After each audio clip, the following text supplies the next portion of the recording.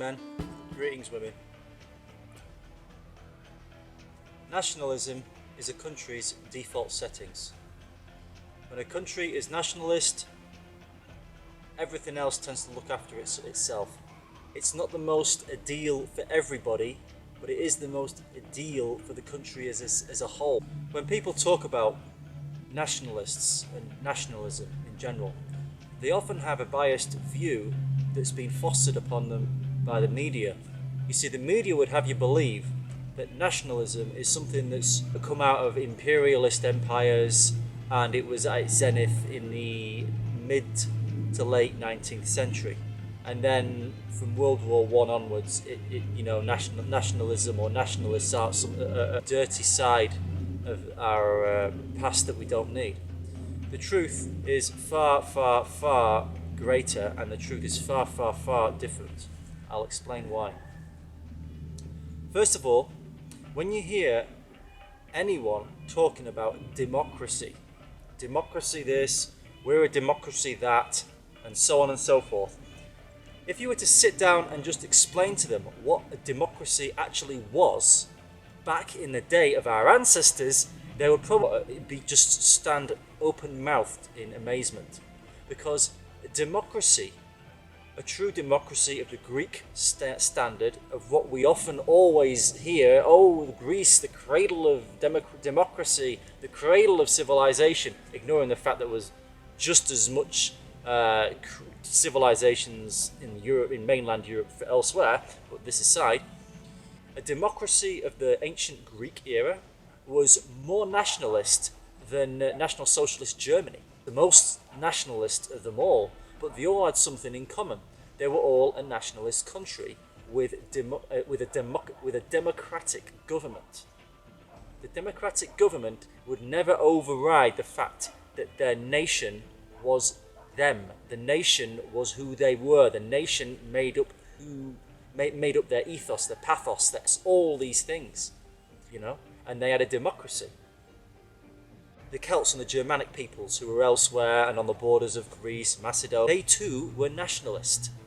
Yes, they were called barbarians. Well, the reality was they weren't quite as sophisticated as the Greeks, but they were just as, in what worked for them, they had their own style of democracy.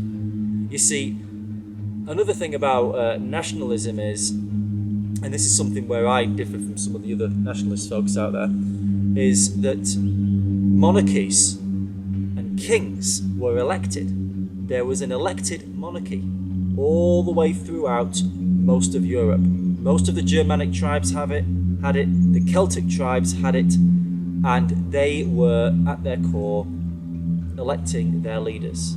The liberals and the anti-white scum out there who hate us, they'll have you believe that back then a tribal king would be like some tyrant, and he'd be going around and he'd be rape, looting and pillaging everything in sight, and we were all like flipping subhuman savages or animals. Bullshit. Absolute horseshit. If a king tried that, his own people would rise up against him. He would be failing in his duty. A king who was elected by his people would be carefully chosen. He'd be carefully chosen for representing them at their best, health-wise, mental-wise, talking-wise, verbal-wise, all the whole spectrum. You didn't just get to be a leader for nothing like you do now. Okay? And that was the Germanic and Celtic way of doing things. And that continued right up till 1066.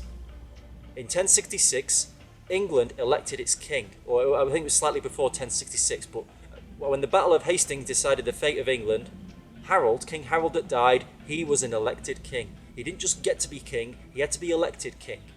Yes, he was named as the king by the dying Edward the Confessor, but the Witan, that was the high elders, the council, the Anglo-Saxon council peoples, they had to say, yes, you can become king.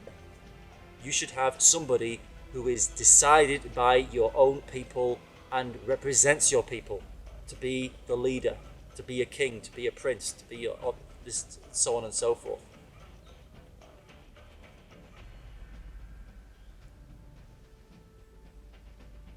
And again, when it came to the Germanic peoples, of course, okay, they didn't have a very sophisticated democracy in the classical Greek sense. The Germanic peoples would have had a system of decentralized leadership.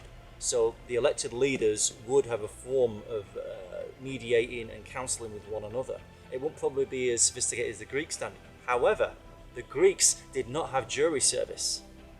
When you hear about people going into court for whatever they're accused of, and they elect for trial by jury, you can thank the Germans for that, the Germanic peoples of Europe. They came up with jury service, the right to be tried by a council of your peers. This is something that the founding fathers carried over very well because they knew it was a very good thing and they adopted this. And this is something the Greeks didn't have.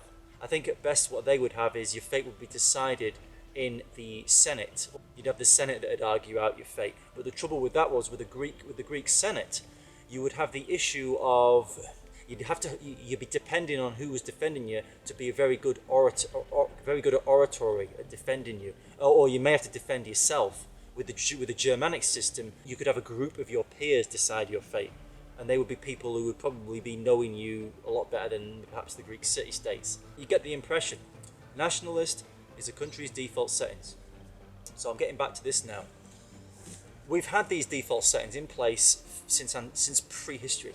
In prehistory, we would have had this same core tribal state, and nationalism, nationalists. This all has come from the tribe of who you are, the tribe of your families, the tribe of your ancestors, the tribe of your blood, and that's how it goes, and that's how it was, and this is how it is very, very now a very tenuous thing. This is what I speak of, because now we have these alternate ideas and systems of government that they look good on paper, but when it comes to reality, they don't always work that well. And if you lose your default setting of nationalism, no matter what your other system of government is, you should always have the nation as the overriding framework, the overarching element to what you're always doing. So you could have like a representative democracy, you could have a republic, you could even, I suppose, have an absolute monarchy or an absolute rule, as it later became in Third Reich Germany when the Enabling Act was signed, and then when World War II started, it definitely would have become more of a totalitarian state given the circumstances.